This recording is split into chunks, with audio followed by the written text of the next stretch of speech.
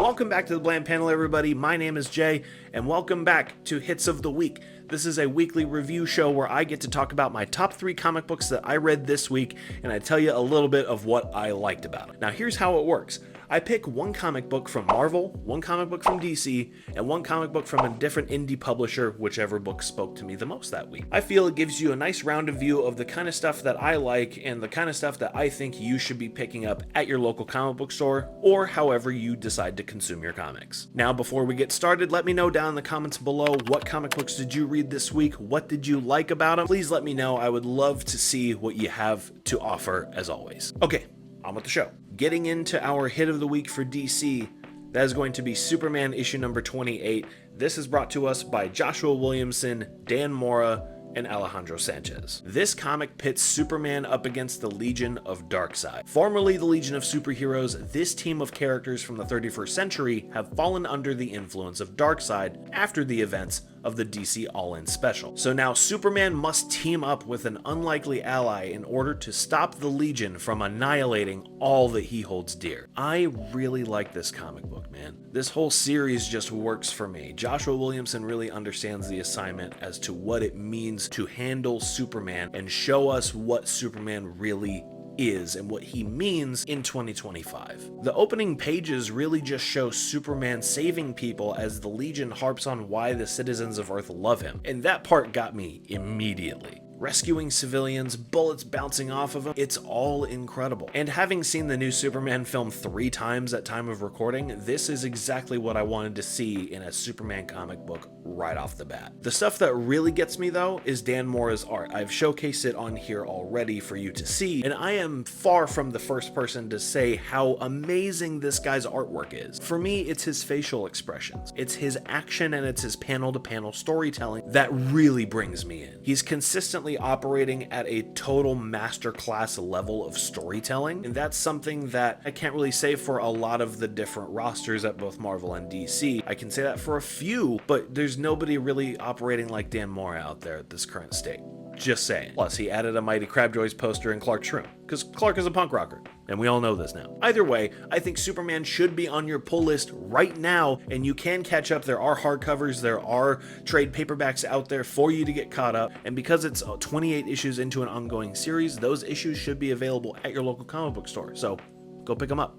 Let's go. Up next is our Marvel hit of the week, and that is going to be Moon Knight Fist of Khonshu, issue number 10, aka legacy number 250. This is written by Jed MacKay with art by Devalia Promanek and colors by Rochelle Rosenberg. Everything about this series works for me. I've been on the Jed MacKay Moon Knight train since the very first issue, introducing us to the Midnight Mission, then setting things up to be paid off, knocked down, and rebuilt over the course of the 50 issues that he has written across 3 volumes of work. And I can still say that this lengthy run on the character has been absolutely brilliant the entire way through. I always look forward to the next Moon Knight issue because Jed MacKay does such great work on this character. But of course, Jed MacKay and the way that he handles these characters is nothing without the artist, and Devalia Promanek has become one of my personal favorites among this grand roster of artists that he has worked with over the past 4 or 5 years. But anyway, let's go ahead and talk about the issue. Moon Knight and the Midnight Mission are deploying their grand attack on Achilles Fairchild. Having stripped away his biggest defenses one by one over the previous issues, Achilles has one more trick up his sleeve for Mark and his team. This whole issue is just like a big knockdown, drag out fight between, frankly, some C-list heroes and some C or D-list villains. But nonetheless, it's 2 bands of misfits coming together, and whether or not they are fighting or just talking about why fighting is stupid, I really enjoy everything that's going on within this deluxe size comic book. And what's kind of funny about this whole thing is that this book really is just this big knockdown, drag out fight between these 2 bands of misfits, all the while the big bad is just kind of hoofing it down the street. Like, he's just running away. He's saying, hey, I hired you guys fight them, and I'm gonna get out of here. Like, it's so funny when you really break it down and distill it to that core value,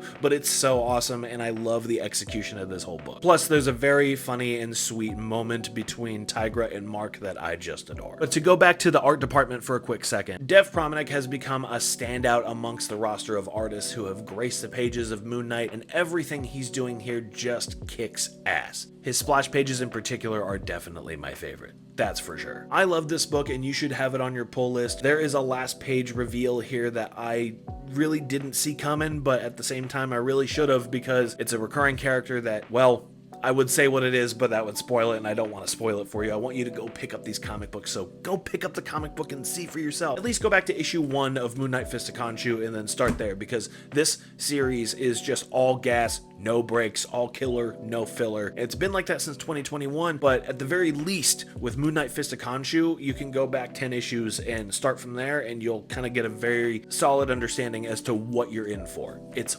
awesome. And if you're not pulling this book already, like, what's the matter with you? Like, let's talk about that first. Either way, we are going to get on to our indie hit of the week. This is our third and final book to review, and it comes to us by way of Image Comics. W. Maxwell Prince, Martin Marazzo, and Chris O'Halloran as going to be the return of Ice Cream Man with issue number 44. Let's go! The Ice Cream Man anthology series under W. Maxwell Prince, Martin Marazzo, and Chris O'Halloran returns in true to form weird fashion. Craig is going in for a performance review, but what happens when the company he works for finds out that he has slain everyone in the lobby beforehand? What unfurls here is a self-contained story of weirdness and sideways logic, but at the core of this issue is a message about corporate America and what it means to both be a cog in the corporate machine, as well as an interesting look at what corporate guys are willing to either critique, accept, or turn a blind eye to. This series has fascinated me for quite a while now. It's a rather dreary and depressing look at the world at the end of the day, but there's something to it that really also makes you think about the human condition, about what it means to kind of live in the world that we inhabit right now. But it also kind of makes us look inward, look at ourselves, look at those around us, and makes us think about what life really does have to offer. Rockin' Robbie Billups over on Pop Culture Philosophers loves to say that this book has a tinge of hope in a very kind of depressing and dreary worldview, and I really tend to agree with that. Like, I echo those sentiments 100%. Even if the recurring character in this story is just a demonic ice cream man who has a vicious fascination with bugs. This was by far the best independent comic book that I read this week. I picked up Exquisite Corpses and I thought I was gonna keep loving it, but I'm really not. The art is kind of giving me whiplash. I also read the new Cy Spurrier book. I think it's like The Voice Said Kill or something like that. Either way, it's going to be right there. But there's a lot of dialect typing choices that I just really couldn't get behind, as well as very muddy artwork that I also just really couldn't comprehend that well. Also, my dog is barking in the back. So sorry if that's what you're hearing right now. But have no fear, Ice Cream Man is here. That was corny, Jesus Christ. Either way, I love Ice Cream Man. It's back. You can get 2 deluxe edition hardcovers. Actually, let me grab those for you real quick. They are the Ice Cream Man Sunday editions. They are oversized hardcovers that collect, I believe, the first 30 issues or so. Double checked, and it's actually the first 24 issues, but it's just the amazing art of Martin Marazzo on display. These incredible stories written by W. Maxwell Prince presented in these wonderful editions. You can go get these wherever books are sold. There's also trade paperbacks if that's what you prefer. You can also read it digitally, or you can just go to your local comic book store and raid their back issue bins or their new release shelves. All of this exists for you to pick up,